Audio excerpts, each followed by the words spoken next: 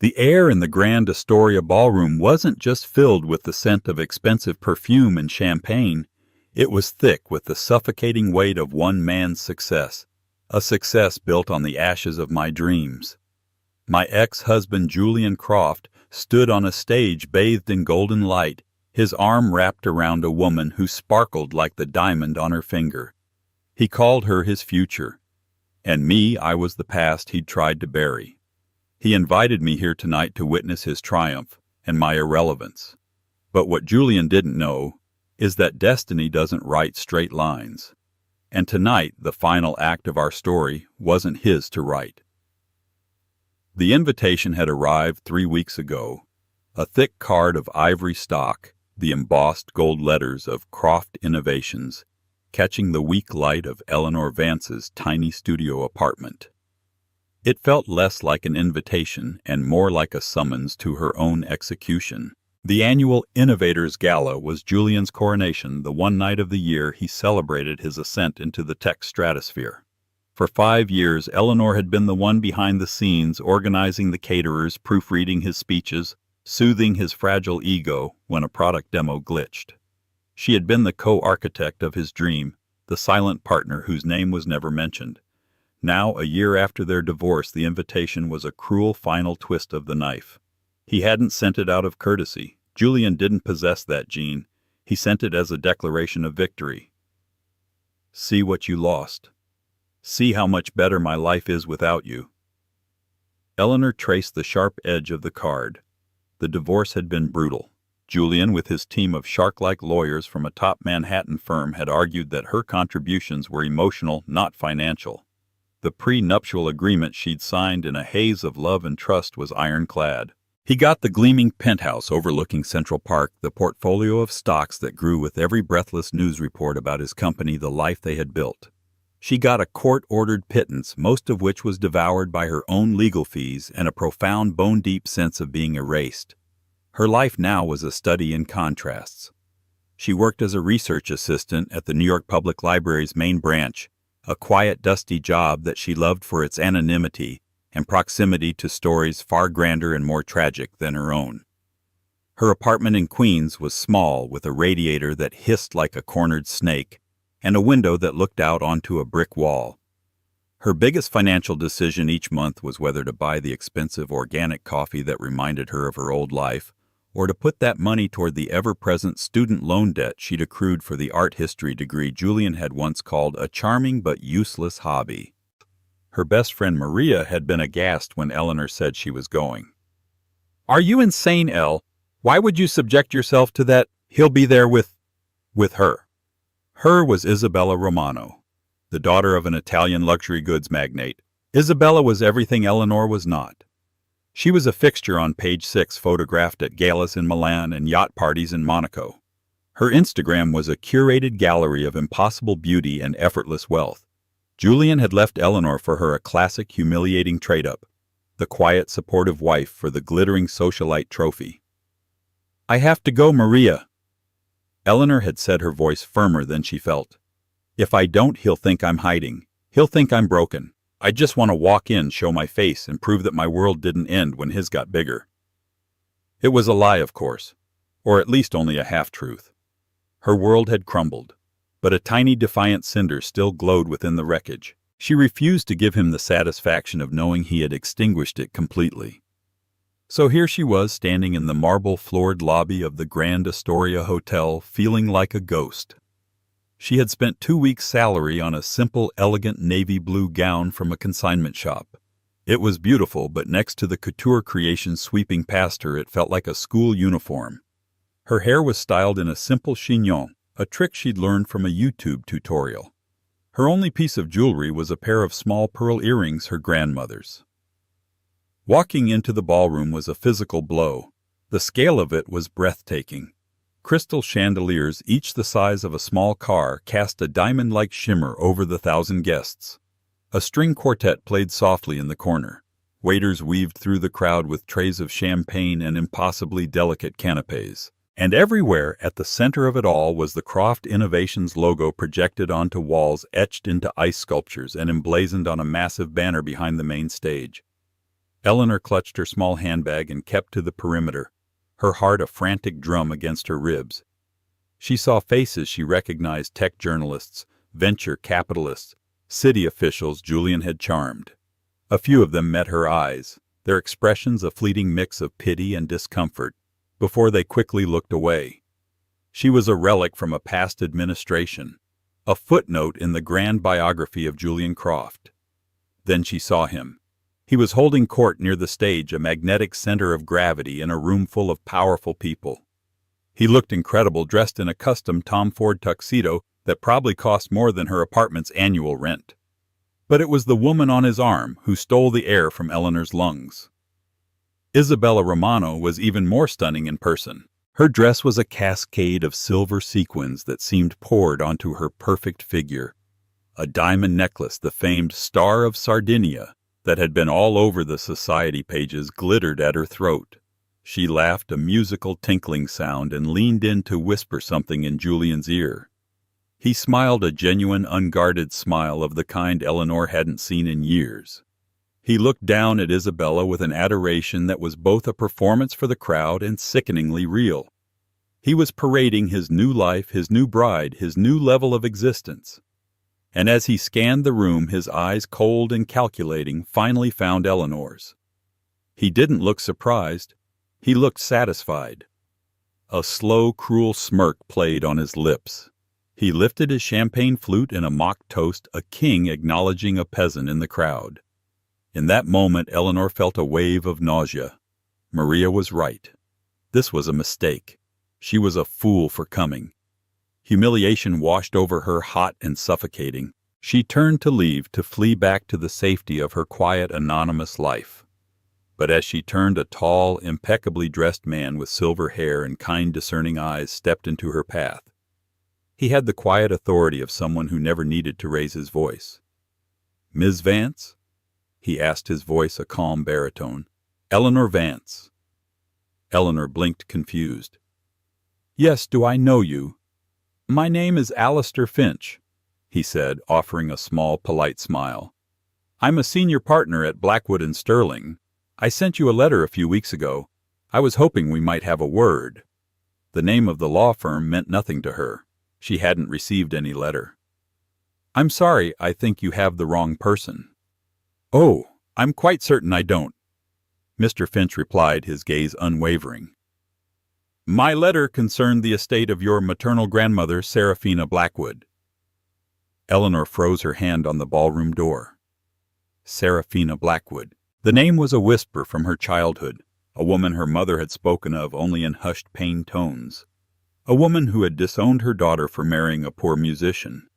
A woman Eleanor had never met and had long presumed was dead. "My grandmother," she stammered. I don't understand."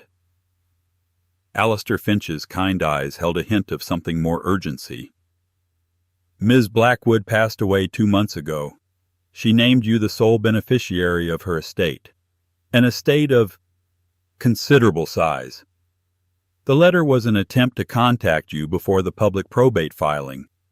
It seems you've been rather difficult to locate." He glanced around the opulent ballroom, a hint of disdain in his expression.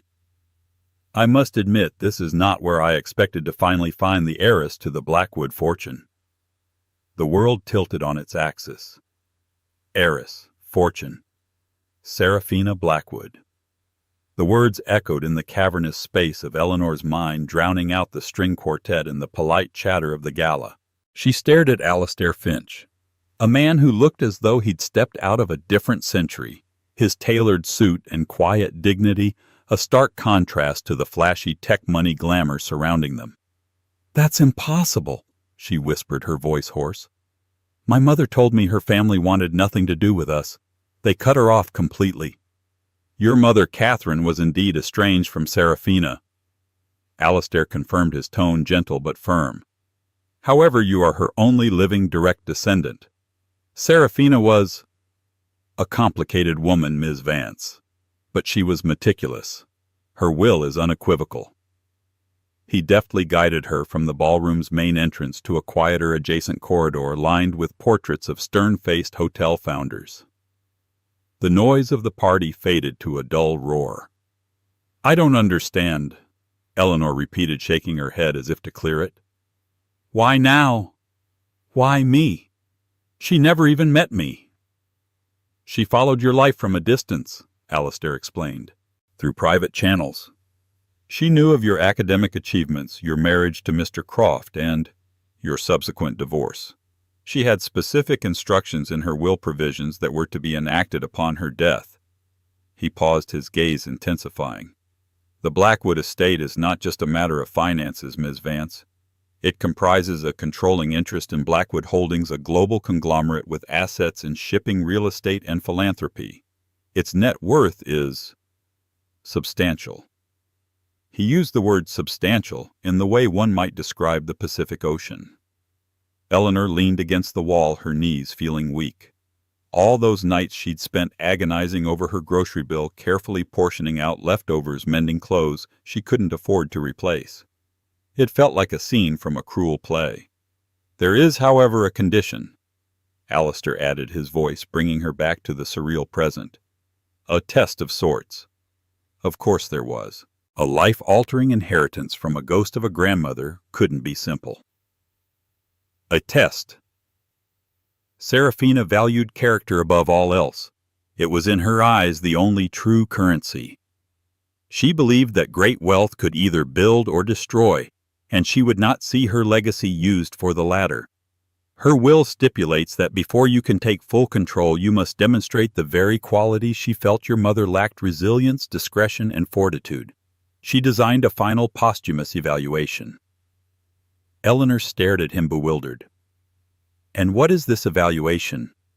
Alistair glanced back toward the ballroom where the lights had dimmed slightly, signaling the beginning of the evening's formal program. Julian would be taking the stage soon. She knew about this gala. She knew your ex-husband would be celebrating his success, likely at your expense. Her instructions were explicit. She wanted to see how you would conduct yourself in the face of public humiliation, whether you would retreat in defeat or stand your ground with dignity. He looked directly into Eleanor's eyes. "Tonight, Ms. Vance, is your test." Serafina believed that how a person handles their lowest moment reveals their true worth.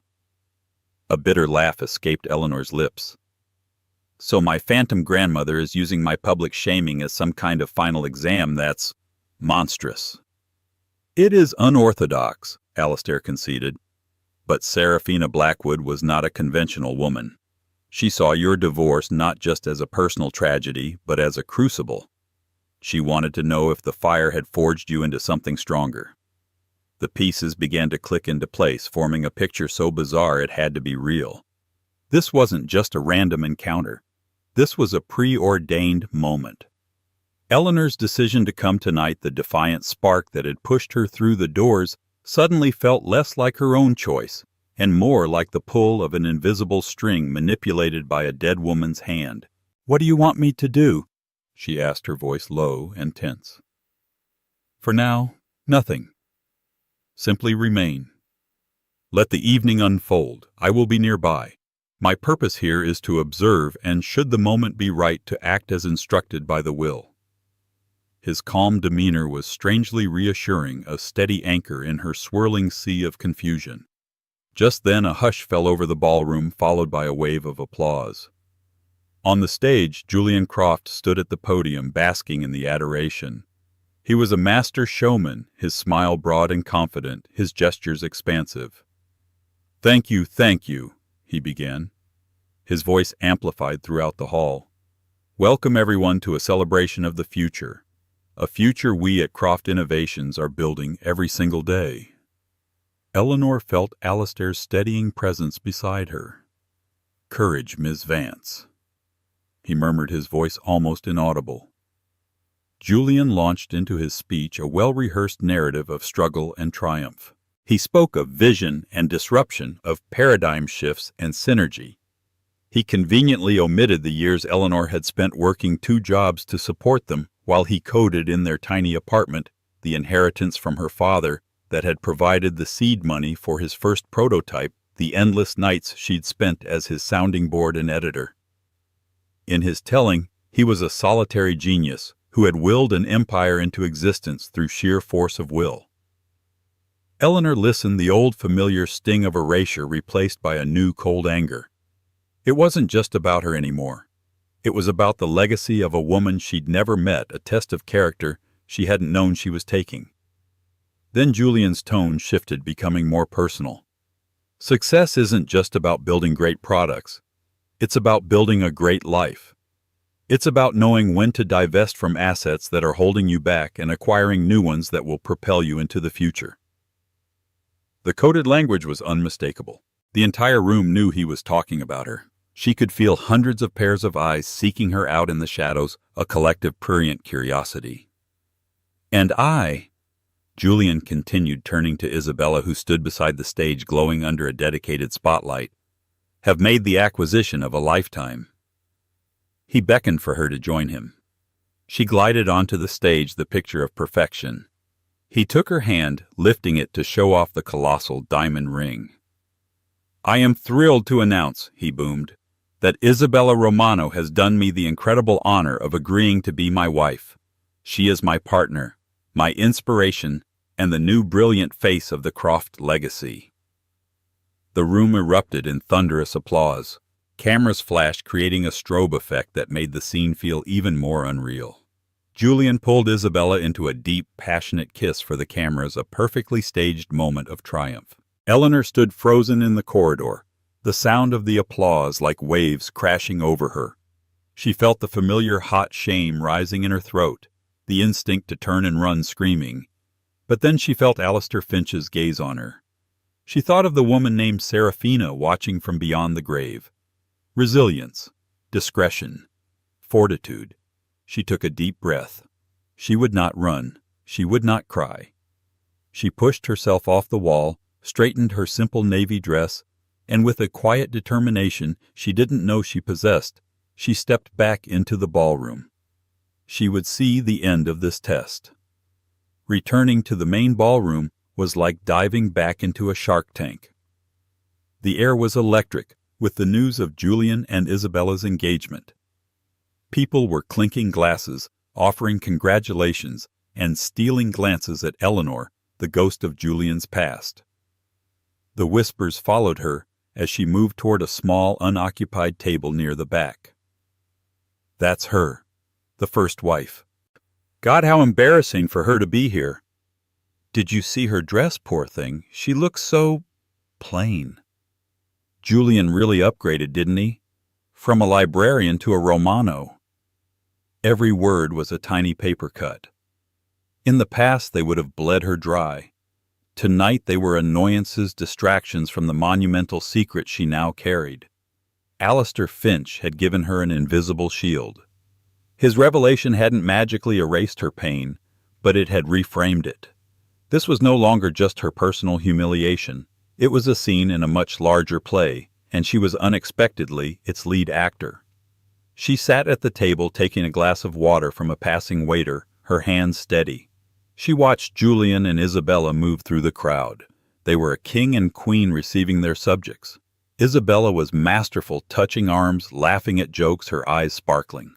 She was performing the role of the perfect fiancée, and Eleanor had to admit she was good at it. She looked over at Julian and Isabella, feeling his gaze, leaned in and kissed him again, a possessive, deliberate act, clearly meant for Eleanor to see.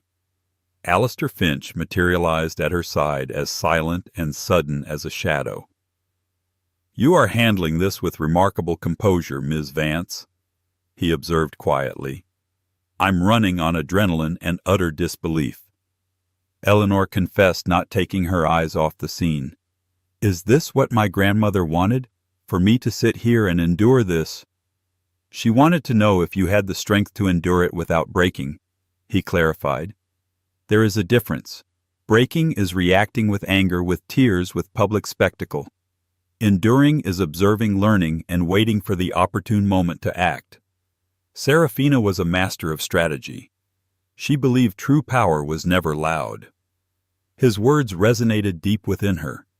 For years she had been loud in her support for Julian, cheering his successes, fighting his battles. Her reward had been silence and dismissal. Perhaps Serafina and Alistair were right. perhaps quiet strength was the most potent force of all. The program for the evening continued. There were more speeches and award ceremony for Croft Innovations' top employees, and then the main event Julian used to burnish his philanthropic image, the charity auction. The auctioneer was a celebrity in his own right, a fast-talking, charismatic man named Simon Leduc, who cajoled and charmed millions of dollars from the city's elite every year. The items began simply enough: a week-long stay at a private villa in Tuscany, a custom piece of jewelry from a famous designer, a walk-on role in a Hollywood blockbuster. The bidding was fierce, with tech titans and real estate moguls trying to one-up each other, their egos as much on the line as their money. Eleanor watched, a distant observer. This was a world of such casual astronomical wealth that it felt like fiction, and now she was supposedly a part of it. The idea was so preposterous she almost laughed. As the auction progressed, Julian and Isabella returned to a large central table holding court. Julian, flushed with victory and champagne, was particularly bombastic, making large, ostentatious bids, ensuring the Croft name was attached to every major donation. "The next item," Simon Leduc announced, his voice dropping to a more serious tone, "is one of profound cultural and historical significance. We are auctioning the naming rights to the new state-of-the-art research wing of the New York Public Library." Eleanor's head snapped up. Her library, the place that had been her sanctuary, her escape. The wing was a massive project, years in the making, designed to digitize and preserve some of the world's rarest manuscripts. "This is more than just a name on a building," Leduc continued. "This is a chance to etch your family's legacy into the heart of this city's intellectual life for centuries to come. The funds will go directly to the Endowment for Preservation and Access. We will open the bidding at $5 million. A hush fell over the room. This was the crown jewel of the auction. A paddle went up. $5 million, man, from an elderly banking patriarch. $6 million came a bid from a rival tech CEO who shot a challenging look at Julian. Julian smirked. This was his territory. The library was just a few blocks from his office. It was a perfect highbrow symbol of his civic dominance. He didn't even raise his paddle. He simply called out, his voice carrying across the room, $10 million. Gasps rippled through the crowd. It was a knockout bid designed to end the competition before it began. The rival CEO scowled and lowered his paddle. The auctioneer grinned. The formidable Julian Croft bids $10 million. Do I see 10 million going once? Going twice? Eleanor felt a surge of revulsion. Julian, who called her art history degree a useless hobby, who hadn't read a book for pleasure in a decade, was about to slap his name on her sacred space. His legacy would be built on the one place she had found solace from the wreckage he'd caused. It was the ultimate insult. She felt a strange calm settle over her. She looked across the room and caught Alistair Finch's eye. He gave her the slightest, almost imperceptible nod. It was the signal, the opportune moment. The auctioneer raised his gavel. "Sold for 10 million, 15 million. The voice was clear, calm, and carried an unexpected authority. It was Eleanor's. Every head in the ballroom swiveled in her direction. The silence was absolute, a thick, heavy blanket of disbelief. People stared, their mouths agape. Who was this woman? The forgotten ex-wife in the consignment dress. Was this a joke? Julian's face was a mask of incandescent fury. He was being challenged publicly by the last person on earth he ever expected. He thought it was a pathetic, desperate stunt. He glared at her, his eyes full of venom. The auctioneer, Simon Leduc, looked utterly bewildered. I'm sorry, madam, did you say 15 million? I did. Eleanor said, her voice not wavering. She stood up, her posture straight, her gaze locked not with Julian but with the auctioneer. Julian, seething, shot back, 20 million. The words were a snarl.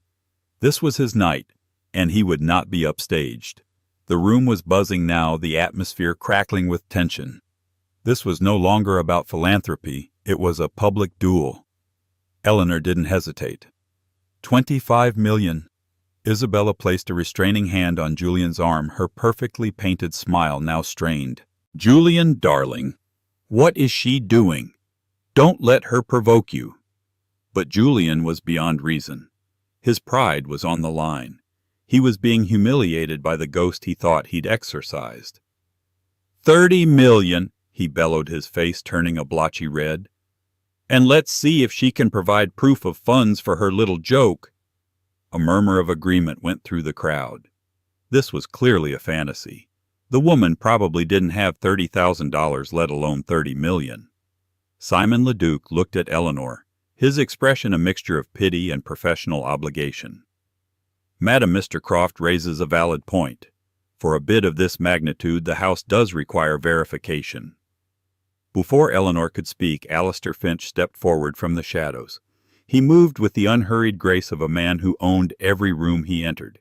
He handed Simon Leduc a simple, elegant business card. "My name is Alistair Finch, senior partner at Blackwood & Sterling," he announced, his voice cutting through the din with effortless authority. "I am the executor of the Blackwood estate. I can personally vouch for my client's funds, not just for 30 million, but for considerably more."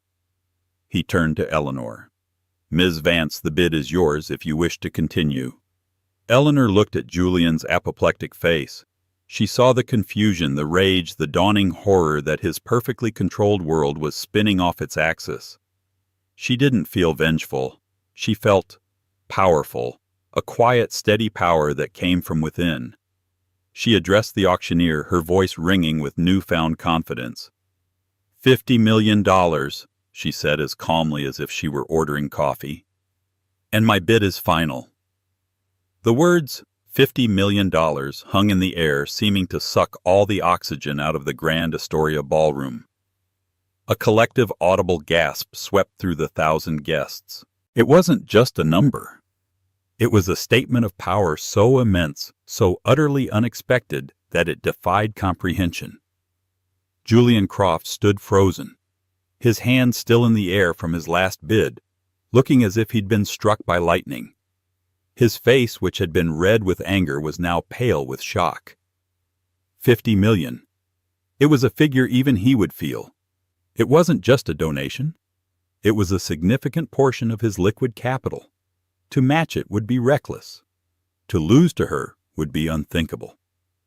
The auctioneer, Simon Leduc, stared at the business card in his hand, and then at Alistair Finch. The name Blackwood was not like the flashy new money names that dominated the tech world. It was an older name, a name whispered in the hushed halls of Wall Street, in the boardrooms of old-world corporations. It was a name associated with quiet generational wealth that dwarfed the fleeting fortunes of tech billionaires. Leduc, a man who understood the nuances of power, immediately changed his tone. His voice was now filled with a deep, resonating respect. "The bid is $50 million, he announced, his eyes now fixed on Eleanor with awe. "From Ms. Eleanor Vance." He looked at Julian. "Mr. Croft, do you care to counter?" All eyes were on Julian. The spotlight of his own making had become an interrogation lamp. He was trapped. He looked at Isabella, whose face was a carefully constructed mask of neutrality, but her eyes were wide with panic and confusion. He looked at his business rivals, who were watching him with undisguised glee. He looked at Eleanor, and for the first time he didn't see the mousy, compliant woman he had discarded. He saw a stranger, a woman with an unnerving calm and a terrifying confidence. He couldn't speak. He was publicly castrated, his power and wealth rendered insufficient in a single sentence from the woman he had deemed worthless. He gave a slight, almost imperceptible shake of his head. 50 million going once. Leduc boomed, his showmanship returning. Going twice. Sold for $50 million to the magnificent Ms. Eleanor Vance. The room, after a moment of stunned silence, erupted. But it wasn't the polite, obligatory applause from before. It was a roar of shock, excitement, and frantic speculation. People were on their feet, craning their necks to get a better look at Eleanor. Who was she? How was this possible? The whispers were no longer about her sad little dress. They were about the source of her impossible fortune. Alistair Finch leaned in and murmured in Eleanor's ear, "The second part of Seraphina's instructions, Miss Vance. Discretion is knowing when to be silent. Fortitude is knowing when to be heard. You have passed." Eleanor felt a wave of dizziness, but she held herself steady. She had done it. She had faced the dragon in his own lair and emerged unscathed. As the auction concluded and the chaos of conversation erupted, the host of the gala, a well-known city philanthropist named Beatrice Vanderbilt, a woman whose lineage was as old and respected as the Blackwoods, made her way to the stage. She knew Alistair Finch well. "Ladies and gentlemen," Beatrice began, her voice calming the room, "we have just witnessed one of the most remarkable acts of philanthropy in this city's history. A $50 million donation to preserve our shared knowledge is simply breathtaking." She smiled warmly, not at the crowd, but directly at Eleanor. "Many of you may be wondering about our incredibly generous donor. While I know Ms. Vance to be a woman who values her privacy, I feel a clarification is in order, especially to celebrate such a monumental gift." She gestured for Eleanor to join her on the stage. With Alistair at her side, Eleanor felt as if she were floating. She walked up the small set of stairs, her heart pounding but her head held high. She passed Julian's table. He wouldn't look at her. He was staring at his water glass, his entire empire of ego shattered around him. Standing on the stage under the same golden lights where Julian had announced his new life, Eleanor looked out at the sea of faces. Beatrice Vanderbilt spoke with clear, deliberate authority. "Tonight's winning bid for the library wing was placed by Ms. Eleanor Vance. For those of you unfamiliar with her family's long and quiet history of patronage to this city, she is the granddaughter and sole heir of the late great Seraphina Blackwood." The name landed like a thunderclap. Blackwood. Suddenly it all made sense. The impossible bid, the presence of Alistair Finch, the quiet confidence. Eleanor wasn't the ex-wife of a new money billionaire. She was the heiress to an old money dynasty. She hadn't been punching up. She had been reaching down. Beatrice handed Eleanor the microphone. "Ms. Vance, would you care to say a few words about what you would like the new wing to be named?" Eleanor took the microphone, her hand surprisingly steady. She looked across the room past the stunned faces and found Julian. He was finally looking at her now, his expression a toxic cocktail of hatred, disbelief, and a dawning, horrifying understanding of what he had thrown away. "Thank you, Beatrice," Eleanor said, her voice clear and strong, amplified for all to hear. "The New York Public Library was a sanctuary for my mother when she had little else. It gave her access to worlds she could only dream of. Therefore, I would be honored to name the new wing after her." She took a deep breath. "It will be called the Catherine Vance Memorial Wing for Arts and Letters." She had not only claimed her power, she had used it to restore the name and honor of the mother Seraphina had disowned and Julian had disdained. It was a perfect, poignant checkmate. She handed the microphone back to Beatrice, and without a second glance at Julian, she walked off the stage. Her test was over. Her new life was just beginning. The aftermath of the revelation was a maelstrom. As Eleanor descended the stage, she was no longer a ghost, but the epicenter of the gala. People who had looked through her an hour ago were now desperate to catch her eye, their faces plastered with sycophantic smiles. Venture capitalists who had once dismissed her as Julian's wife were now mentally calculating the strategic value of an alliance with Blackwood Holdings. Alistair Finch acted as a shield, expertly navigating her through the throng. "Ms. Vance has had a rather overwhelming evening and will not be taking questions," he stated calmly but with an air of absolute finality to anyone who got too close. He guided her toward the exit, their departure as swift and decisive as her bid. As they reached the grand lobby, a voice raw and desperate called out her name. "Eleanor!" It was Julian. He had pushed his way through the crowd, his face pale and slick with sweat. Isabella was trailing behind him, her expression unreadable, her eyes darting around as if assessing the damage to her own brand. "Eleanor, wait!" Julian panted, blocking their path. "We need to talk." Eleanor stopped and looked at him. The man who had terrified and intimidated her for the past year now looked small and pathetic. His power, which had always seemed so absolute, was revealed to be a fragile construct, easily shattered by a force he couldn't comprehend.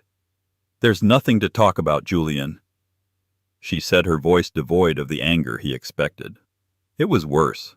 It was indifferent. "Nothing to talk about." He scoffed, a hint of his old arrogance returning. "You pull a stunt like that, Blackwood. You never told me. All those years you let me think you were—" "What, Julian? Poor?" she finished for him. "I was poor. I knew nothing about this. Not that it would have mattered to you. You didn't value me for what I had. You devalued me for what I didn't." "That's not true," he insisted, his voice cracking. "We were a team. I made a mistake. This whole thing with Isabella. It was a lapse in judgment. The pressure of the company." It was a pathetic, transparent plea. He wasn't apologizing for hurting her. He was apologizing for miscalculating her net worth. Beside him, Isabella's face hardened. The lapse in judgment comment had not gone unnoticed. The luxury bride was discovering the price tag on her groom was subject to market fluctuations. "Your judgment is no longer my concern, Julian," Eleanor said coolly.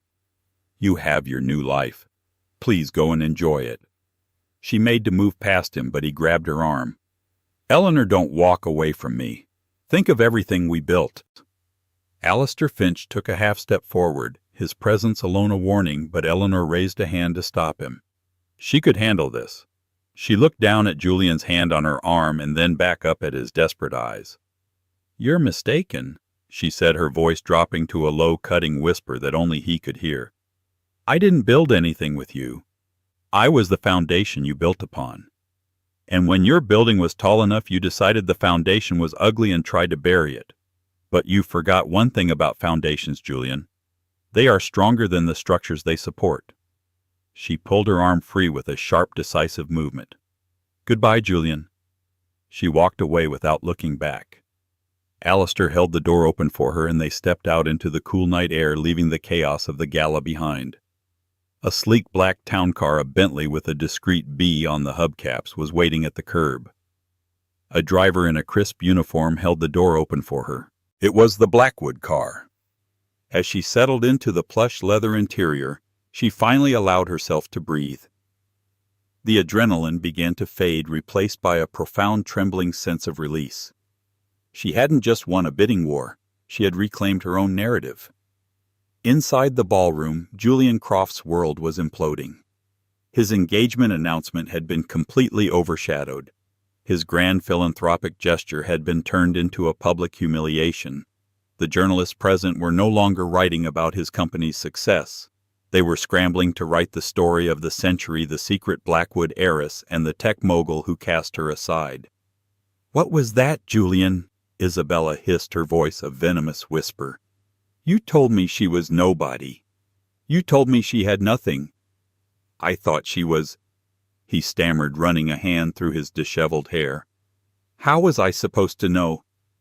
"You're supposed to know everything," she shot back. "My father is going to hear about this. You made me, and by extension the Romano family, look like fools. We attached our name to a man who was publicly outclassed by his penniless ex-wife." The word penniless hung in the air, a mockery of the truth.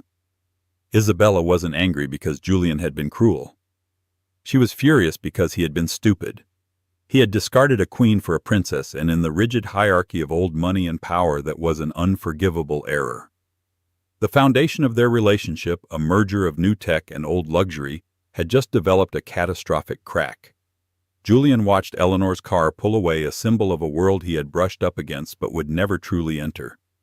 He had spent his life trying to climb to the top, only to realize he had pushed the owner of the entire mountain off the ledge on his way up. The unraveling had just begun.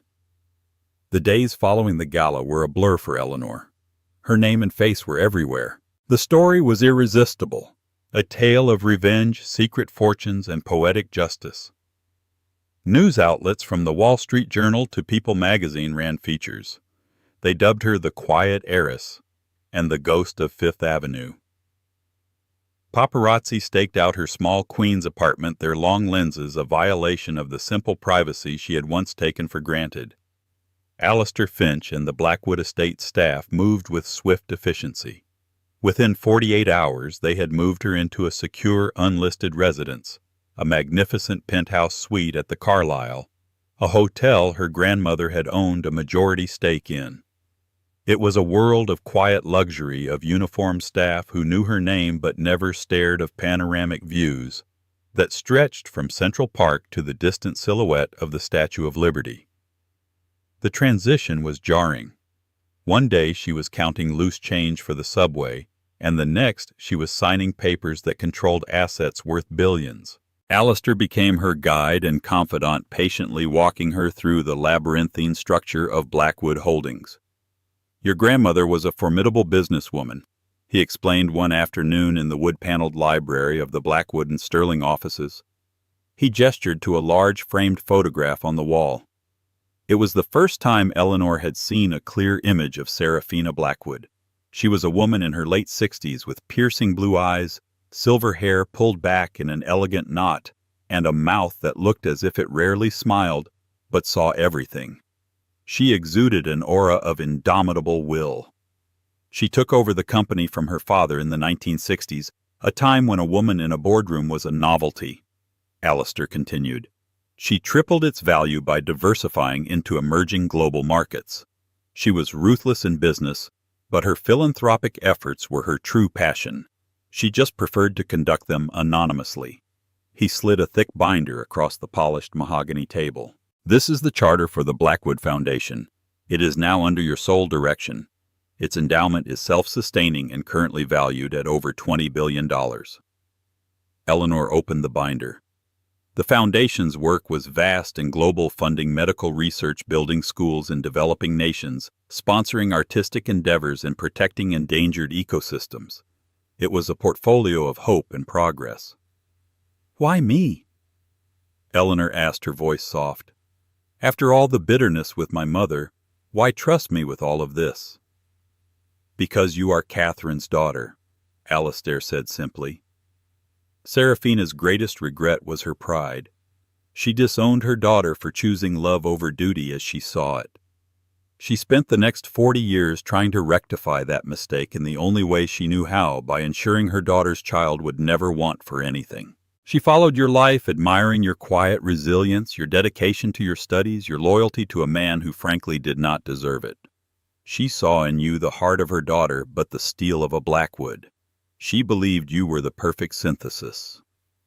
The weight of this legacy, this second chance for a grandmother she'd never met, settled upon Eleanor. This wasn't just money, it was a responsibility. It was a tool, and Seraphina had waited a lifetime to see what she would build with it. Meanwhile, Julian's world continued to crumble. The media narrative had shifted. He was no longer the brilliant tech visionary. He was the fool who fumbled a fortune.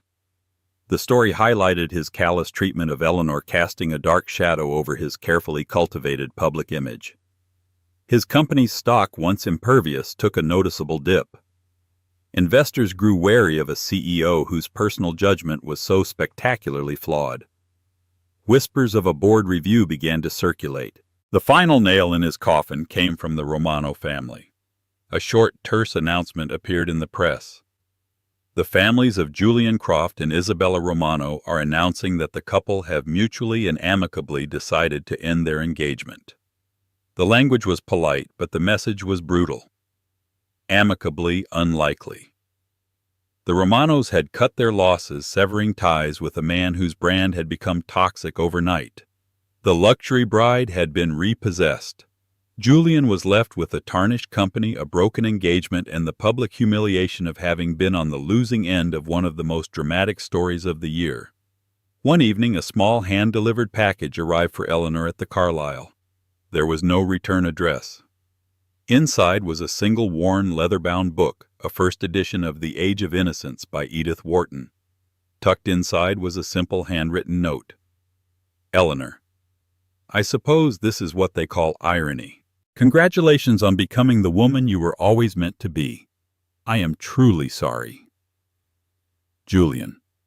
She held the book, a peace offering from a fallen king. He had remembered her favorite novel. A flicker of the old affection, a ghost of the man she had once loved, passed through her. But it was just that, a ghost. She placed the book on a shelf, a relic of a former life, and turned back to the work in front of her, to the future her grandmother had entrusted to her. The apology was years too late and billions of dollars short of meaning anything. 1 year later, the autumn sun cast a warm golden glow on the steps of the New York Public Library. A crowd had gathered for the official dedication ceremony of the new research wing. The $50 million donation had been fast-tracked, and the project was completed in record time. Eleanor Vance stood at the podium, no longer the timid ghost of the Grand Astoria ballroom, but a poised, confident woman addressing the city's academic and cultural leaders. She was dressed in a simple but impeccably tailored suit, her demeanor radiating a quiet authority that had nothing to do with her wealth and everything to do with her purpose. Knowledge is the one true inheritance that can never be lost or stolen. She began, her voice steady and clear. It is a sanctuary in times of sorrow and a beacon in times of confusion. My mother Catherine understood this. Though she had little in material wealth, she possessed a richness of spirit and intellect that she found within the walls of this very institution. She looked out at the crowd, her gaze confident. Today we dedicate this wing in her memory. It is my hope that the Catherine Vance Memorial Wing will serve as a sanctuary for future generations of thinkers, dreamers, and scholars. May all who enter its doors find the same peace, inspiration, and boundless possibility that my mother once did.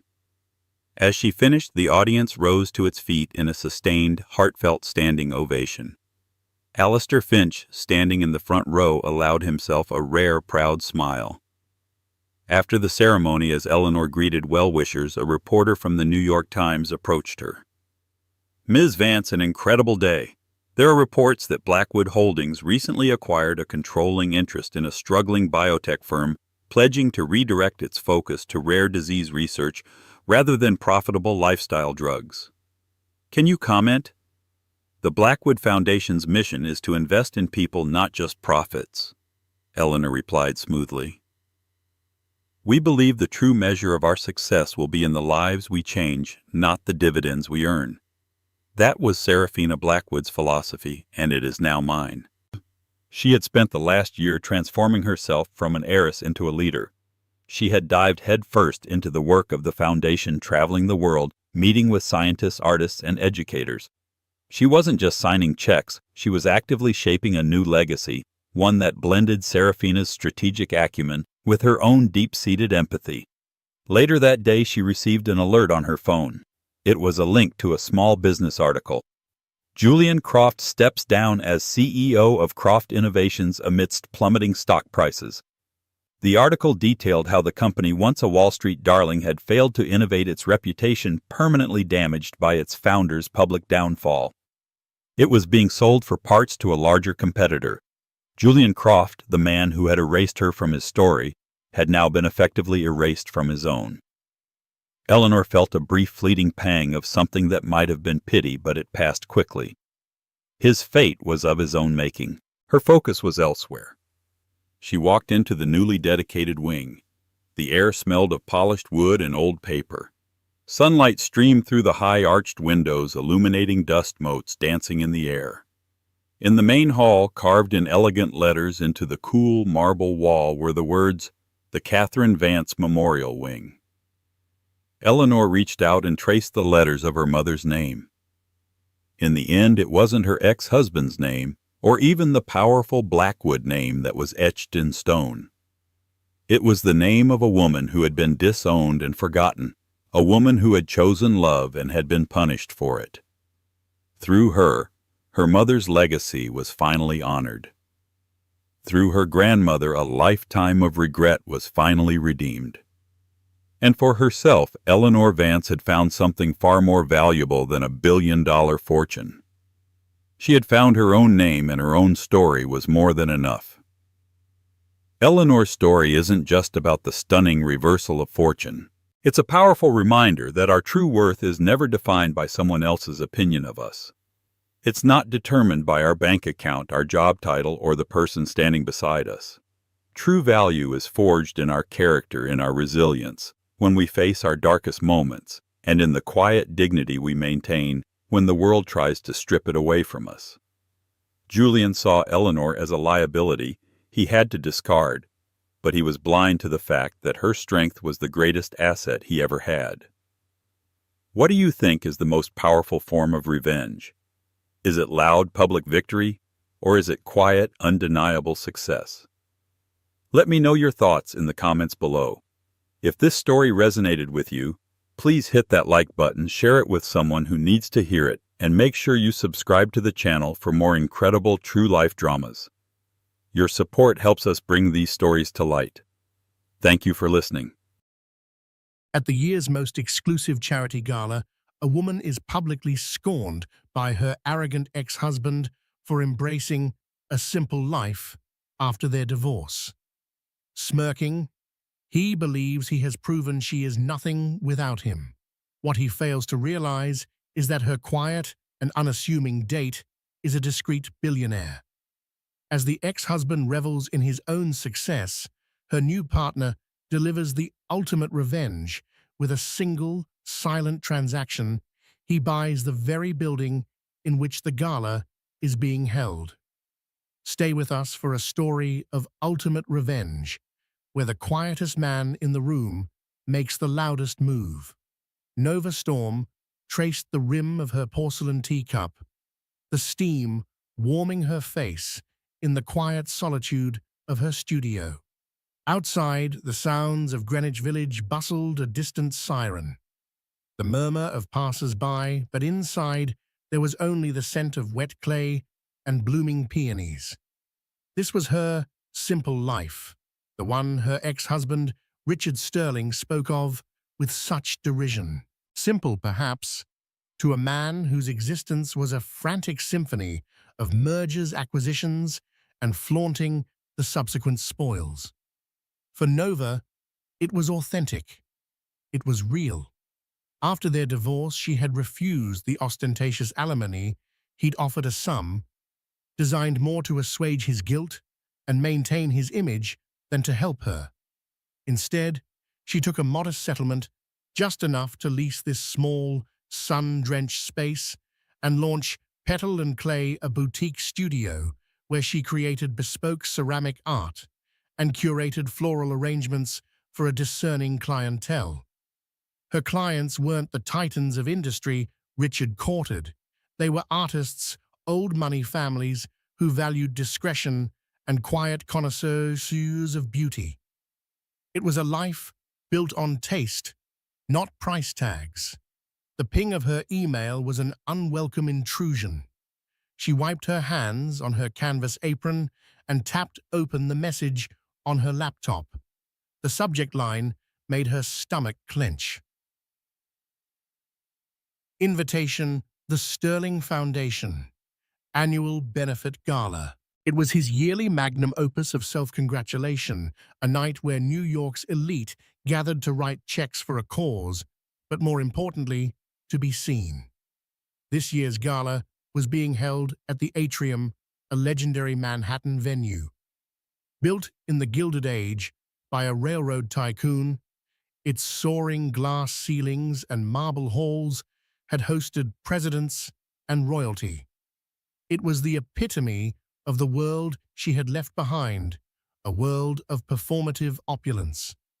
She knew the invitation wasn't a courtesy, it was a summons, a test, a way for Richard to display his new life, his new success, and his new, much younger fiancée, Tiffany Hayes, a model whose primary asset was her flawless ability to accessorize his arm. He wanted to see Nova, to measure her against his new reality and find her wanting. A sigh escaped her lips. Her first instinct was to delete the email, to let it vanish into the digital ether. But a small, defiant spark flickered within her. Why should she hide? Her life was not a failure. It was a choice.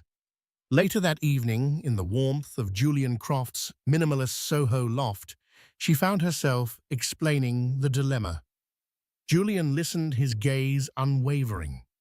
He was a man of profound stillness, a stark contrast to Richard's restless energy. Where Richard was loud, Julian was quiet. Where Richard demanded attention, Julian commanded it without a word.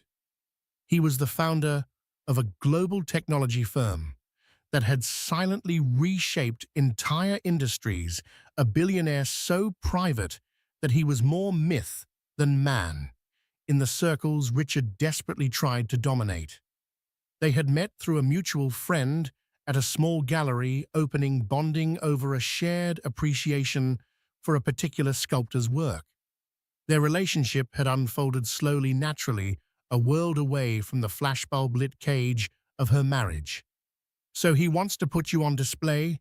Julian stated, not as a question, but as a calm summary. He swirled the amber liquid in his glass to show his friends how much better off he is without you and how much worse off you are without him. Essentially, Nova admitted tracing the grain of the reclaimed wood table. He'll have Tiffany on his arm, draped in diamonds he probably bought last week. They'll talk about their trip to St. Bart's and the new jet. And I'll be the former Mrs. Sterling who now plays with dirt and flowers for a living. Julian set his glass down. He reached across the table and took her hand, his touch warm and firm.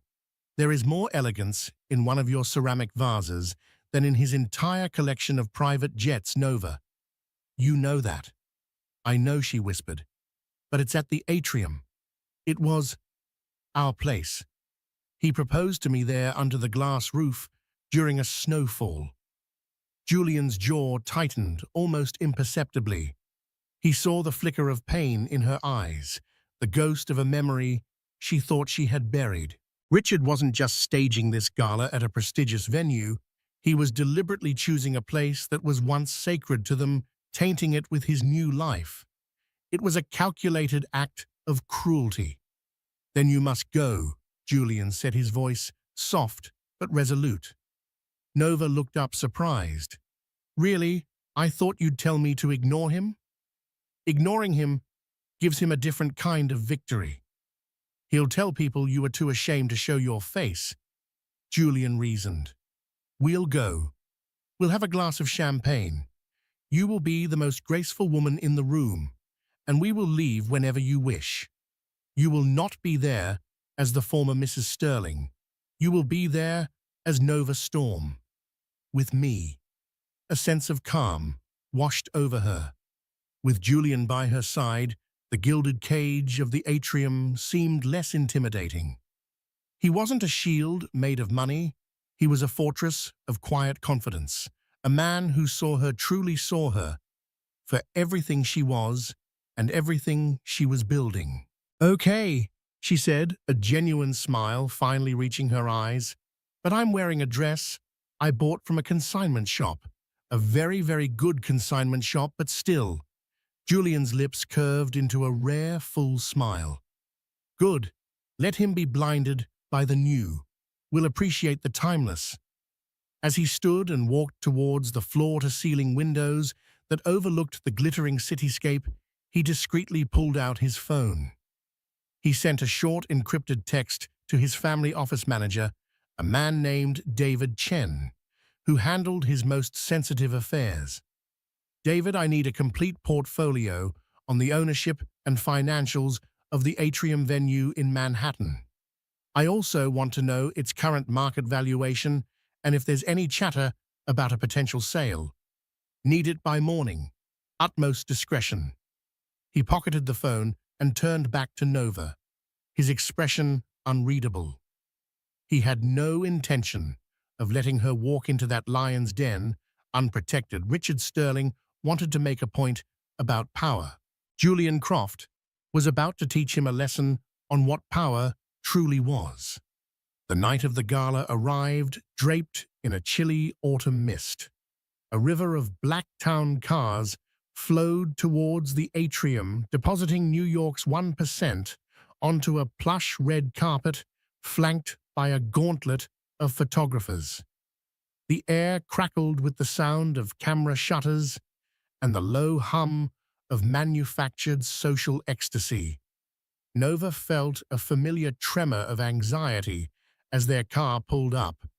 She was wearing a vintage Halston gown in a deep sapphire blue, a dress whose simple, elegant lines spoke more of confidence than the jewel-encrusted logo-manic creations favored by Richard's new crowd. Her only jewelry was a pair of delicate diamond earrings Julian had given her, their sparkle as subtle as his presence. Julian himself was the epitome of understated power. He wore a custom-tailored Tom Ford suit, but it was the Patek Philippe on his wrist, a model so rare it was recognizable only to a handful of collectors that hinted at his true status. He wasn't dressed to impress. He was simply dressed. As he helped her from the car, he leaned in his voice, a low murmur against her ear. "Remember, we're just here to observe the local wildlife in their natural habitat." Nova laughed, the tension in her shoulders easing. He had a way of reframing the world, of stripping away the intimidating facade to reveal the often absurd reality beneath. They bypassed the clamor of the main press line, Julian giving a quiet word to a security chief, who immediately unclipped a velvet rope to a private entrance. A few photographers caught sight of them, their flashes firing in confusion. They didn't recognize Julian, but they recognized the air of importance that surrounded him. Inside, the atrium was breathtaking. The famed glass ceiling soared stories above, revealing a star-pricked sky. Crystal chandeliers, each the size of a small car, cast a diamond-like glow over the sea of guests. A string quartet played Vivaldi in a corner, their music almost drowned out by the cacophony of greetings and gossip. It didn't take long for Richard to find them. He moved through the crowd like a shark, Tiffany tethered to his side. She was a vision in fire engine red, a dress that screamed for attention, with a diamond necklace so large it looked more like a beautiful restraint. "Nova, I was beginning to think you wouldn't make it." Richard boomed, his voice oozing false cordiality. His eyes did a quick, dismissive sweep of her dress, and then landed on Julian, a flicker of assessment in his gaze. He saw a handsome, well-dressed man, but not one he recognized from the cover of Forbes or the society pages. And nobody, he concluded. "Richard Nova," said her voice, even. The invitation was insistent. "You know Tiffany, of course." "Of course," Nova said, with a polite nod. Tiffany offered a smile that didn't reach her cold, calculating eyes. "And this is—" Richard gestured vaguely at Julian. "Julian Croft," Julian said, extending a hand. His handshake was firm, his gaze direct. He offered nothing else. No title, no company name. The omission was intentional. In his world, if you had to explain who you weren't worth knowing. Richard, however, interpreted it as a lack of status. "Julian." "A pleasure." In finance, it was his go-to question, a way of sizing up any man's net worth in seconds. In a way, Julian replied, enigmatically, his gaze drifting towards the architecture. "Remarkable building." Richard's chest puffed out. "The best. Only the best for the Sterling Foundation. We're set to break all our previous fundraising records tonight. It's about ambition, you see. You have to keep growing." He directed the last part at Nova, a clear jab at her small-scale life. "Some things are perfect just as they are," Nova countered smoothly. "Growth isn't always about getting bigger. Sometimes it's about getting better." Richard let out a short, condescending laugh. The mantra of the boutique owner. "It's cute, Nova. Really, I'm glad you found a little hobby that keeps you busy." The insult, so casually delivered, landed like a physical blow. A hobby. He had just reduced her passion, her business, her entire new life, into a trivial pastime for a bored housewife. She felt the blood rush to her cheeks, but before she could retort, Julian's hand found the small of her back, a silent, steadying pressure. "Richard, it's Mr. Vanderbilt," Tiffany interrupted, tugging at his sleeve and nodding towards an elderly tycoon holding court nearby. "He wants to talk about the Aspen property." Richard's attention snapped away instantly, his social ambition overriding his desire to belittle his ex-wife. "Of course. Excuse us." He gave them a final pitying look. "Try not to get sticker shock when you see the auction items. Though I suppose you're just here for the free champagne." With that, he steered Tiffany away, leaving Nova and Julian in their wake. Nova exhaled slowly, her composure fraying. "I hate that he can still do that," she murmured, her voice tight. "Make me feel so small." "He didn't make you feel small, Nova," Julian said, his eyes following Richard's retreat. "He tried. There's a difference. He's projecting. A man who is truly confident in his own size doesn't need to spend his time trying to shrink everyone else." He then guided her towards the bar. As they passed a cluster of people, Nova overheard a woman whisper, "That's Richard Sterling's ex. Can you believe it? She looks so plain. And who is that with her? He's handsome, but I've never seen him before." Julian pretended not to hear, but his grip on her hand tightened for a fraction of a second. He had the report from David Chen memorized. The atrium was owned by a family trust, managed by a third-generation heir who was tired of the hospitality business and was quietly looking for a buyer. The trust was risk-averse, more concerned with a clean, all-cash sale to a reputable party than with a bidding war. The asking price was high, but to Julian it was a rounding error. As he ordered them both a glass of champagne, he saw the whole evening playing out in his mind, not as a social event, but as a strategic acquisition. Richard thought this was his stage, his monument to his own success.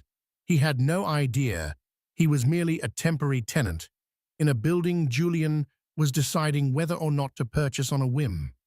The irony was so rich, so perfect, it was almost comical.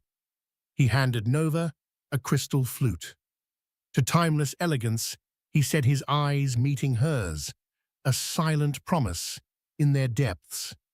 And to the beauty of a very, very simple life, the evening wore on, a pageant of wealth and influence. Richard, true to form, made sure the Sterling name was on everyone's lips. He took to the stage after the main course, a spotlight following his every move, as he delivered a speech brimming with self-congratulatory rhetoric. He spoke of vision, of legacy, of the relentless pursuit of more. With every word, Nova felt the subtext was aimed directly at her. When he spoke of shedding dead weight to soar, she could feel the stares of a dozen people who knew their history. Julian remained impassive beside her, a calm island in a sea of sycophants. He would occasionally tap a short message into his phone, his expression never changing. Richard's campaign of quiet torture continued offstage. He would steer influential acquaintances towards their table-making introductions that were laced with poison. Arthur Darling, he'd say to a silver-haired media mogul, "I want you to meet my ex-wife, Nova. She's the creative type. Left the world of finance and boardrooms for pottery." He'd say the word pottery as if it were a communicable disease. Arthur would offer a polite but swift smile, his eyes already scanning the room for a more valuable connection before moving on. Each encounter was a small cut, designed to bleed her confidence dry. The live auction was Richard's main event, The items were ludicrously extravagant. A week on a mega yacht in the Mediterranean, a private dinner cooked by a Michelin-starred celebrity chef, a one-of-a-kind sports car. Richard himself acted as the boisterous auctioneer, using the opportunity to name-drop and showcase his own generosity. "Come on, people, this is for the children," he'd bellow before announcing, "the Sterling Foundation will match the next bid, whatever it is." The final item was a stunning Patek Philippe watch, coincidentally, a model very similar to the one Julian was wearing. The bidding was fierce, quickly climbing into the six figures. $150,000, Richard announced. "A steal for a timepiece of this caliber. Can I get 160? He scanned the room, his eyes theatrically landing on Nova's table. A cruel, premeditated smile spread across his face. "You know," he said into the microphone, his voice dripping with faux nostalgia, "I remember a time when Nova and I could barely afford a Timex between us. We used to dream of nights like this. It just goes to show you what a little ambition can do." He winked. "Of course, some of us keep dreaming, and some of us are content to window shop. But it's all for a good cause. Do I see 160? The room fell into an awkward silence. The jab was so public, so pointed, it was impossible to ignore. It was a direct, brutal reference to their past, weaponized to highlight her present failure. He was painting her as a bitter spectator at the banquet of success. Nova felt her face burn with humiliation. Every eye in the room was on her. She wanted to disappear, to sink through the floor. She could feel the pitying glances, the smug satisfaction from Tiffany's table. She looked at Julian. He hadn't flinched. His expression was one of cool, detached observation, like a scientist studying a particularly predictable specimen. He gave a slow, deliberate blink, and then turned his attention back to his phone, typing one final, decisive message. The moment passed. The bidding resumed, and the watch sold for an obscene amount of money. But the damage was done. Richard had succeeded in his mission. He had publicly marked her as a relic of his past, a footnote in his grand story. The final act of the night was the announcement of the grand fundraising total. Richard stood center stage, bathed in a triumphant glow. "Ladies and gentlemen," he declared, his voice ringing with pride, "tonight, thanks to your incredible generosity and a final matching contribution from the Sterling Foundation, we have raised a record-breaking $15 million. The room erupted in applause. Confetti cannons fired, showering the guests in glittering silver paper. Richard took a long, theatrical bow, soaking in the adulation. He was the king of his castle, the master of his universe. He raised his glass for a final toast. To success, he began, his eyes finding Nova in the crowd, a glint of victory in them. To always moving forward, always reaching higher. To knowing what you want, and never ever settling for a simple, quiet life, when greatness is within your grasp. To leaving the past exactly where it belongs, in the past. He raised his glass directly at her. It was the final, devastating blow. He wasn't just celebrating his success, he was celebrating his escape from her, from the life they once had. Nova felt a cold numbness spread through her. It was over. He had won. But then something unexpected happened. A man in a dark suit, whom Nova recognized as the general manager of the atrium, was walking briskly towards the stage. He looked pale and profoundly nervous.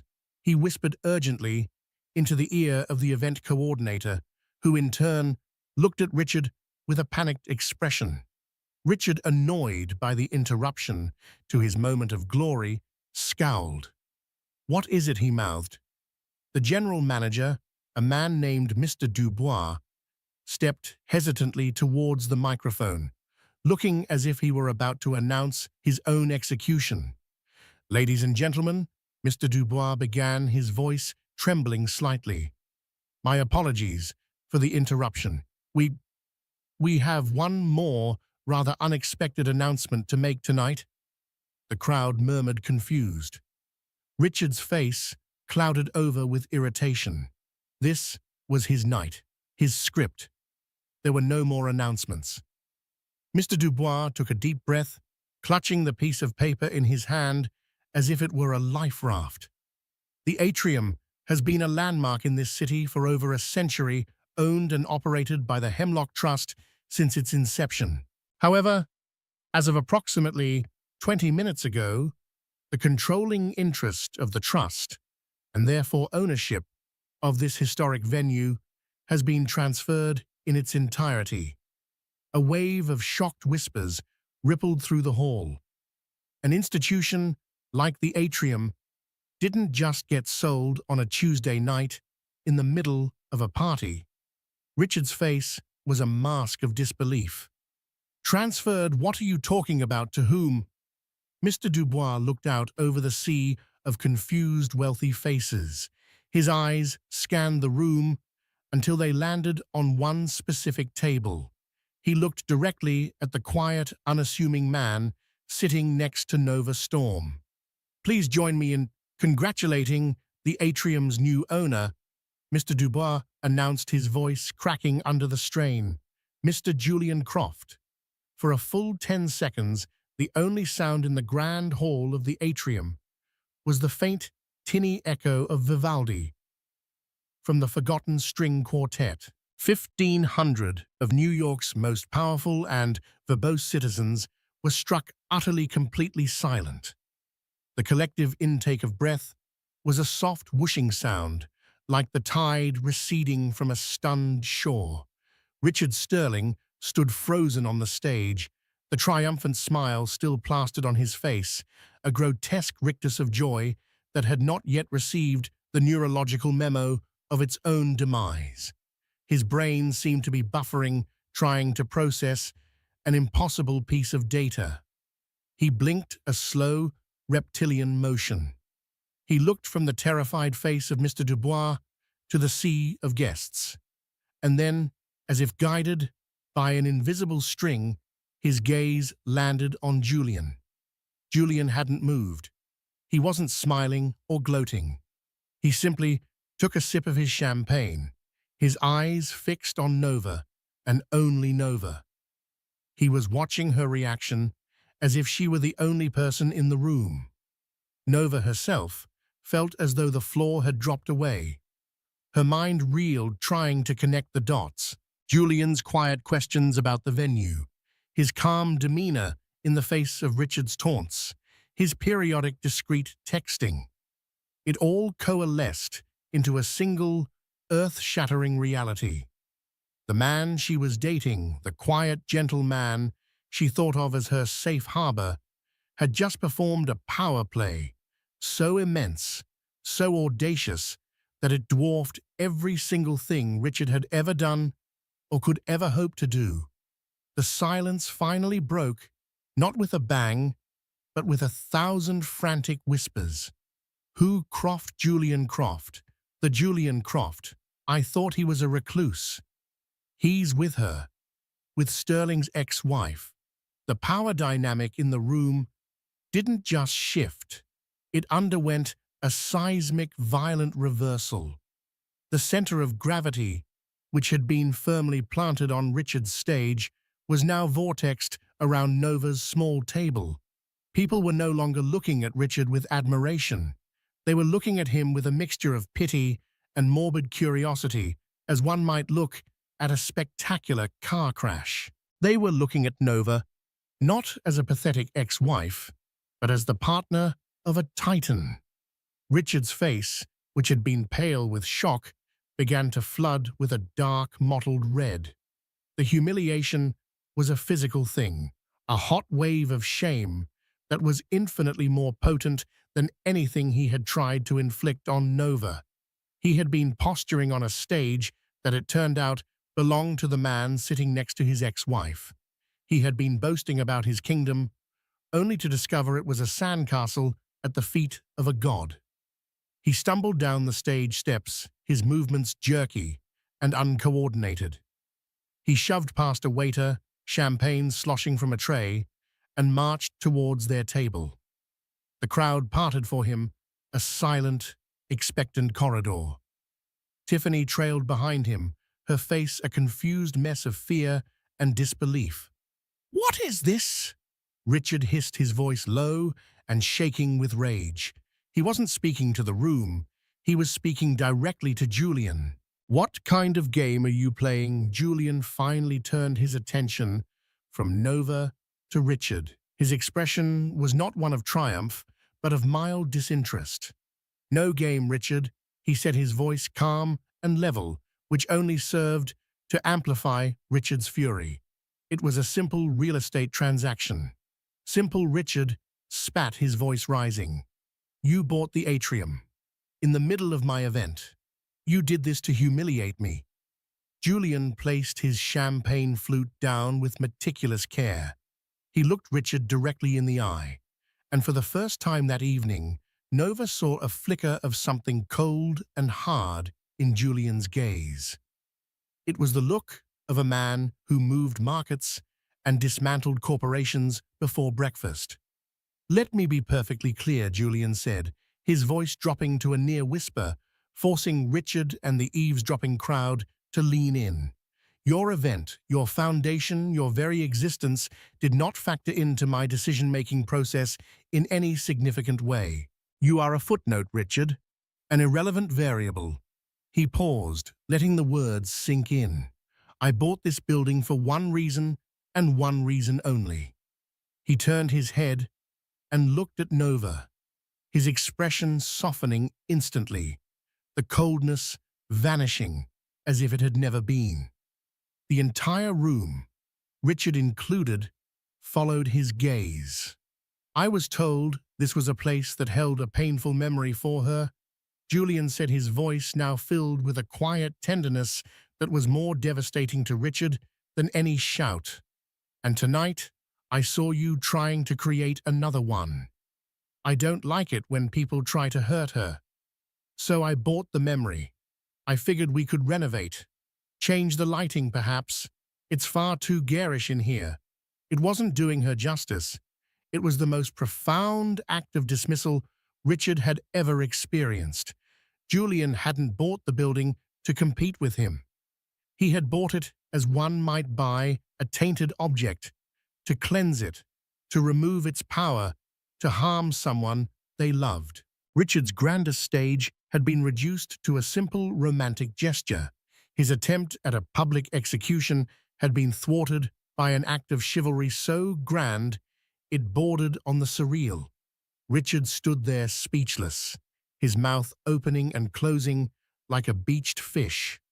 All the swagger, all the arrogance had been stripped from him in an instant, leaving only the small, insecure man he had always been underneath. Nova looked from Richard's crumbling facade to Julian's steady, loving face. The last vestiges of pain, the ghosts of her past with Richard, evaporated in that moment. She wasn't just vindicated, she was seen. She was protected. She was loved on a scale she had never imagined. She reached out and placed her hand on Julian's. He entwined his fingers with hers.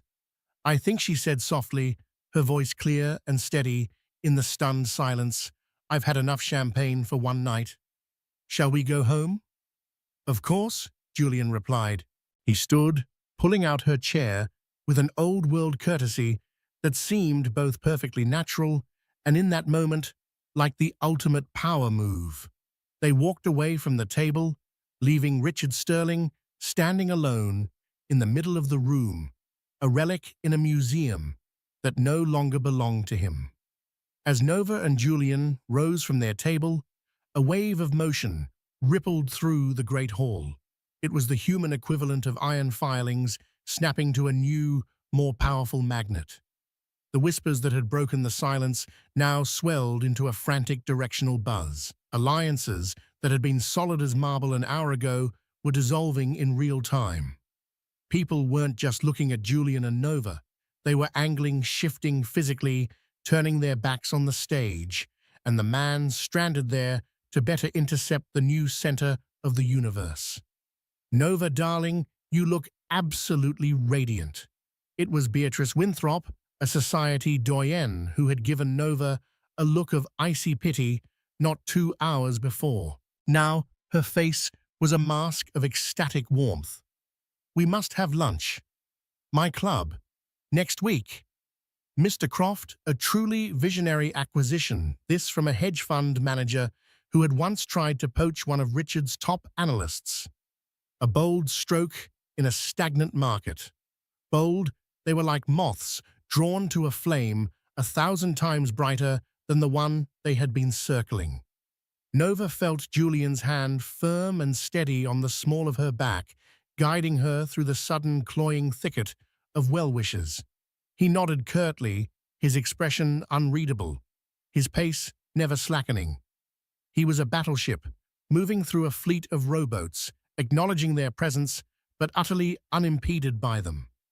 Nova kept her eyes forward, focusing on the exit, the only thought in her mind to breathe the clean, cool night air away from this suffocating atmosphere of opportunism. Left in their wake, Richard stood marooned on an island of public disgrace. The glittering confetti on the floor around his feet now seemed like the cheap, sad remnants of a party that had ended in disaster. He watched the crowd swarm his ex-wife and her silent, enigmatic partner, and a visceral, primal rage began to burn through the fog of his shock. Beside him, Tiffany Hayes was undergoing her own rapid calculation. Her perfectly made-up face, once a portrait of triumphant beauty, had become a complex ledger of risk assessment. The sterling brand, which had seemed like a blue-chip stock, was plummeting before her eyes. The man beside her was no longer a titan, he was a spectacle. She saw her future, the magazine covers, the Hamptons estate, the effortless glide through the upper echelons, flickering like a faulty projection. She subtly, almost unconsciously, let her hand slip from his arm. The physical contact with him suddenly felt like a liability. The final, definitive blow came not from the crowd, but from its alpha, Arthur Vanderbilt, the silver-haired media mogul whose approval Richard craved like a drug ambled over. He wasn't smiling. He surveyed the scene with the detached curiosity of a biologist examining a failed specimen.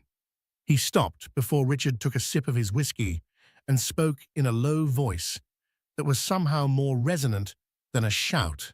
"Sterling," he said, his voice a gravelly rumble of disappointment. "A piece of advice from an old man. This town is a jungle.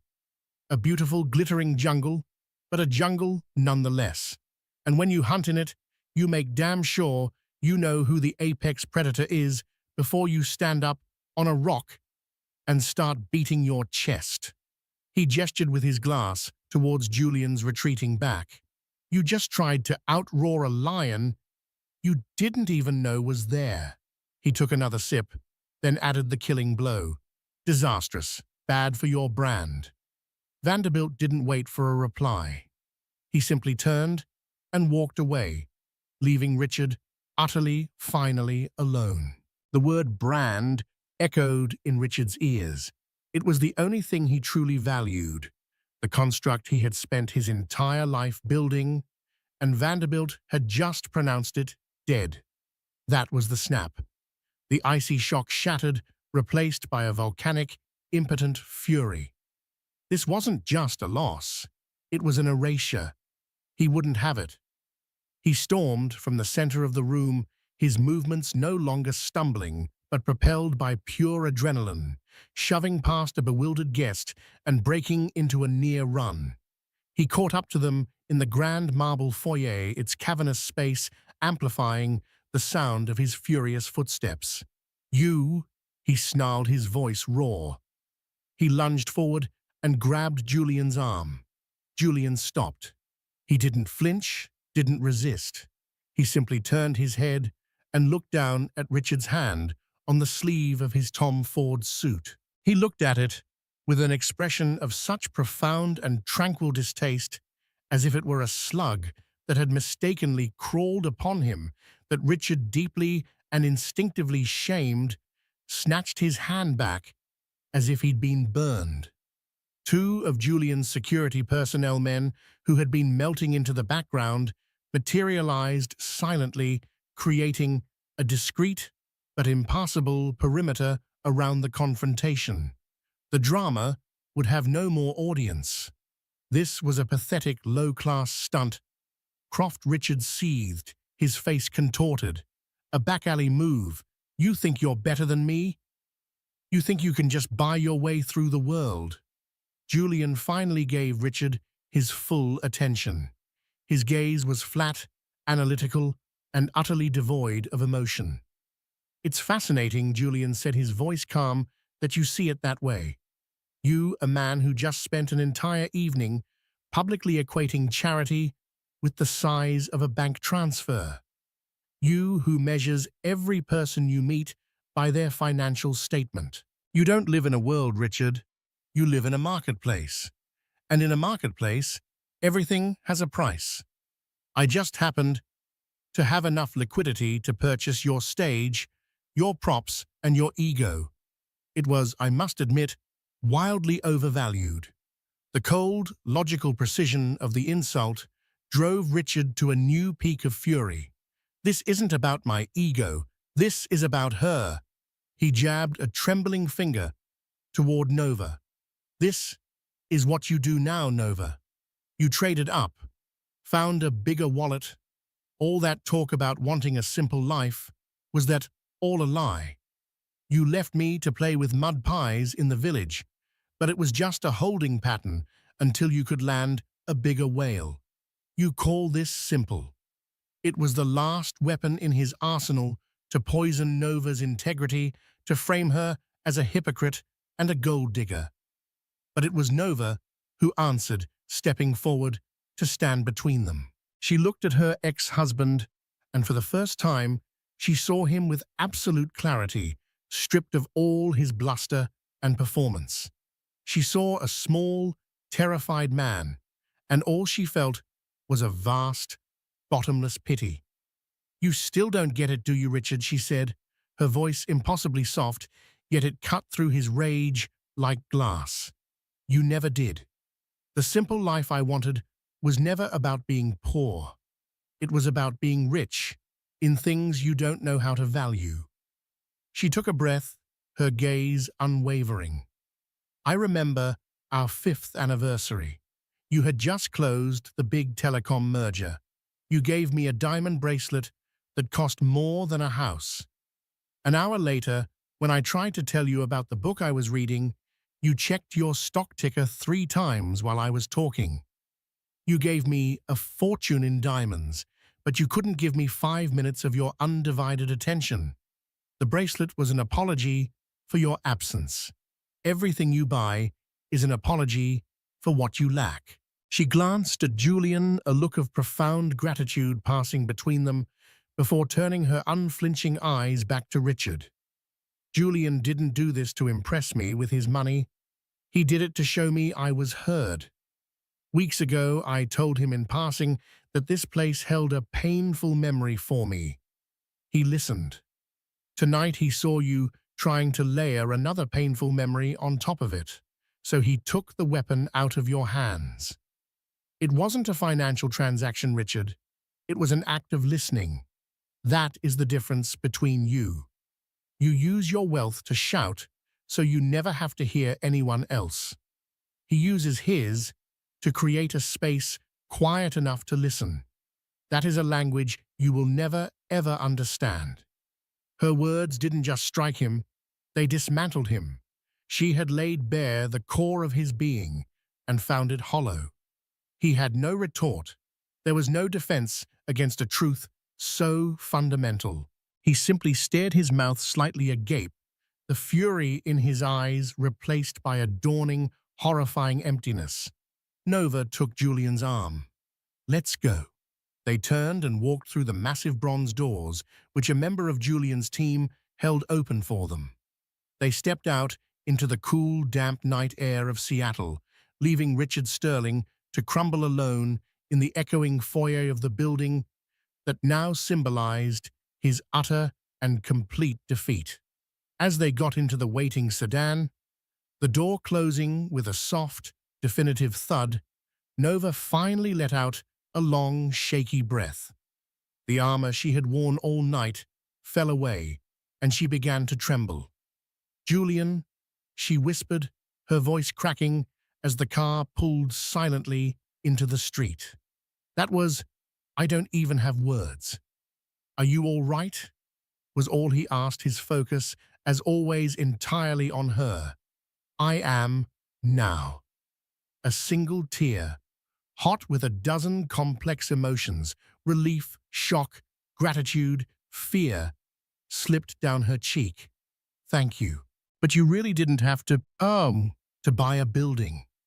He reached out and gently wiped the tear away with his thumb, his touch grounding her in the quiet darkness of the car. It was the most direct solution, he said simply. He was being a bully. "I don't tolerate bullies." He paused, a ghost of a smile playing on his lips as he looked out the window. "Besides," he added, his tone shifting to one of wry pragmatism, "David Chen assures me it's a sound investment. The zoning permits alone are worth a fortune." She laughed, a real, watery laugh that broke through the last of the tension. In the face of the most extravagant, dramatic, and emotionally charged gesture she had ever witnessed, he was talking about zoning permits. It was so perfectly, wonderfully him. It didn't diminish the gesture, it defined it. It grounded the entire surreal experience in the bedrock of his character, practical, protective, and completely unconcerned with the grand theatrical drama of it all. He hadn't done it for show. He had done it for her. And that made all the difference. They didn't go back to Julian's Soho loft. Instead, the car glided silently through the sleeping city, heading north toward the spine of Manhattan. Nova watched the streetlights streak past, each a fleeting star in the urban constellation. The chaos of the gala felt a universe away, the angry shouts and frantic whispers muffled by the thick, soundproofed glass of the sedan. In the stillness of the car, the enormity of what had happened began to settle, not as a victory, but as a tectonic shift beneath her feet. She had fled Richard's world of suffocating wealth, only to find herself allied with a power that made Richard's look like a child's allowance. A new, more complex fear began to bloom in the quiet. The car descended into a private garage, its gate sighing shut behind them, sealing them off completely from the world. A private elevator, all brushed steel and warm indirect lighting, carried them upward in utter silence. When the doors opened, they didn't open into a hallway, but directly into a living space that was less an apartment and more a piece of the sky. A triplex penthouse suspended over the city. The main wall was a seamless expanse of glass, 2 stories high, framing a breathtaking living portrait of Central Park's dark, sprawling rectangle surrounded by a glittering nebula of city lights. The space was vast, but not empty. It was curated. A grand piano stood in one corner, its black lacquer gleaming. A floor-to-ceiling library occupied another wall, its shelves filled with books that looked read, not just displayed. The furniture, iconic pieces by Eam Saarinen and Noguchi, was arranged in intimate groupings that invited conversation not just admiration. It was a home, built for thought, for repose, for a man who commanded a global empire, but craved, above all else, a sanctuary of quiet control. Julian didn't turn on the main lights. The city itself provided all the illumination they needed. He led her to a deep, comfortable sofa, facing the view, and poured them both a glass of water from a crystal decanter. The clink of the glasses was the only sound. "This is where you live?" Nova finally asked, her voice a hush that barely disturbed the air. Most of the time, he said, sitting near her, though not crowding her. He seemed to sense she needed space to process. "It's quiet. The elevation dampens the noise." She looked at him, at this man of impossible contrasts. "Julian," she began, her voice trembling slightly tonight, "I don't know what to feel. I'm grateful, of course I am. You defended me in a way, well, in a way no one ever has, but I have to be honest. I'm also terrified." His brow furrowed with genuine concern. "Terrified of Richard?" "No," she said, shaking her head. "Of this." She gestured vaguely at the view, at the silent opulence of the room, at the sheer scale of the power he had wielded so effortlessly. "This feels like Richard's world, just with more zeros. I left him because I was suffocating in a gilded cage. I'm afraid I've just been handed the keys to a bigger, more beautiful one." She finally met his eyes, her own glistening with unshed tears. "I chose a small life, Julian, a simple one. I built it with my own 2 hands. I was so proud of it. And tonight, with one phone call, you made it all seem insignificant. You bought a building to solve a problem. It was an incredible gesture, but it was also a display of power so immense it eclipses everything I am. I don't want to be the woman whose billionaire boyfriend buys buildings for her. I want to be Nova Storm, the artist who owns a small studio in the village. Can I still be her with you?" He listened to every word, his gaze, intense, absorbing her fear, validating it. When she finished, he was silent for a long moment, not a silence of dismissal, but of deep thought. "I understand," he said, finally, his voice low and resonant.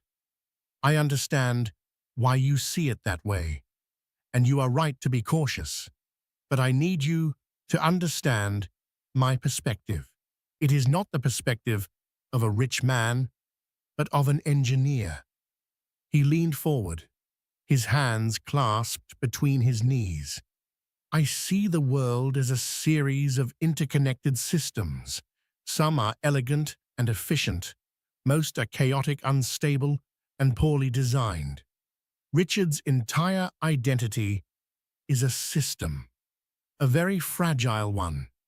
Its operating principle is public admiration, and its fuel is the perceived envy of others. It has a single critical point of failure, humiliation. Tonight, he sought to make you that failure point. He was attacking your system of quiet authenticity with his system of loud validation." He looked up at her. Arguing with him would be pointless. It would be like trying to patch a flawed operating system. The only logical solution was to trigger its critical failure. To do that, I needed to demonstrate that his core metric, wealth as a measure of status, was a game he wasn't even equipped to play. The purchase wasn't about the money, it was the most efficient tool to dismantle the system that was causing you pain. It was a line of code executed to solve a problem. The end goal was your peace of mind. He paused, letting the analytical explanations settle before shifting to the emotional. "The money is a byproduct, Nova, a burdensome, often ugly byproduct of a system I built a long time ago. It is not who I am. It is a resource I use to insulate myself from a world I often find too loud and to create freedom. The freedom to think, to build, and now, the freedom to protect what I value. He moved closer, then his voice softening, until it was almost a whisper. And I value you. I value your simple life more than anything in this room. More than my company, more than any of it. Do you know why? Because it's real. Your life isn't a system. It's an art form. I watch you in your studio with clay on your hands and a smudge of dirt on your cheek, and I see a focus, a purity of creation that I can only find when I'm deep in a complex problem. You're not just making things nova, you're making meaning. My world is full of people who take. You are one of the few people I have ever met who truly makes. He reached out his hand, gently cupping her jaw. I am not trying to absorb your world into mine. I am hoping you will let me be a visitor in yours. I don't want to change your life. I want to be part of it. I will use whatever tools I have, whether it's a quiet word, a helping hand, or if necessary, my entire fortune to ensure that nothing and no one ever makes you doubt the profound value of what you have built. In that moment, all her fears dissolved, washed away by the raw sincerity in his eyes. He wasn't another Richard. He was his antithesis. Richard had used wealth to build a cage around her, to make her an object in his collection. Julian was using it as a sledgehammer to shatter any cage that dared to form. She leaned into his touch, closing the final distance between them, and kissed him. It was not a kiss of passion, but of profound recognition. It was a kiss of gratitude, of deep understanding, and of a love that felt safer, stronger, and more real than anything she had ever known. A love that didn't seek to possess, but to protect. A few weeks later, an article appeared in Architectural Digest. It detailed the stunning off-market acquisition of the atrium by the notoriously reclusive tech visionary Julian Croft.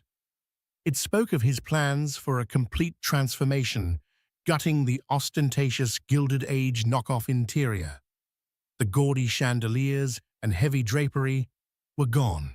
The new design was about clean lines, natural materials, and above all, light. But the final paragraphs of the article were what caused a stir in the city's elite circles. The centerpiece of the new Grand Hall was not to be a massive brand-name sculpture or a flamboyant painting. Instead, Julian Croft had commissioned a series of large-scale, minimalist ceramic installations to be integrated with living gardens that would cascade down the walls. The article spoke of the artist in hushed, reverent tones, a highly sought-after but intensely private ceramicist known for her organic forms and sublime glazes who worked from a small appointment-only studio in Greenwich Village. A woman named Nova Storm. Her simple work was to be the soul of the city's newest, most important cultural space. In his cavernous office, which suddenly felt more like a tomb, Richard Sterling let the magazine fall from his hands. His phones were quieter these days. The board had called a special meeting to discuss his volatile public profile. Tiffany was gone, her departure as swift and silent as a market correction, leaving behind only the indentation of her body on the other side of his bed. He looked at the glossy photo of the architectural rendering, at the image of Nova's powerful, serene art dominating the space he had once thought of as his. He finally understood. He hadn't just lost the venue. He hadn't just lost the woman. He had lost the entire argument, fundamentally misunderstood the nature of value. He had laughed at her simple life, completely unaware that she was building an empire of her own, not of money, but of worth. And he was, and would forever be, on the outside looking in, living the poorest life of all. In the end, it was never about the money. It was about worth. Richard Sterling thought a person's worth was measured by their bank account and the applause of a crowd. But Nova and Julian knew the truth. Real worth lies in authenticity, in protecting those you love, and in building a life, no matter how simple, that is truly your own. The grandest gesture wasn't buying the building. It was commissioning her art to be its heart, proving that her quiet passion was more valuable than all his loud ambition. True power isn't about showing off. It's about having nothing to prove. What did you think of Nova's ultimate revenge? Let us know in the comments below. If you enjoyed this story of drama and vindication, don't forget to hit that like button, share it with someone who'd love it, and subscribe to our channel for more stories like this every week. Thank you for watching.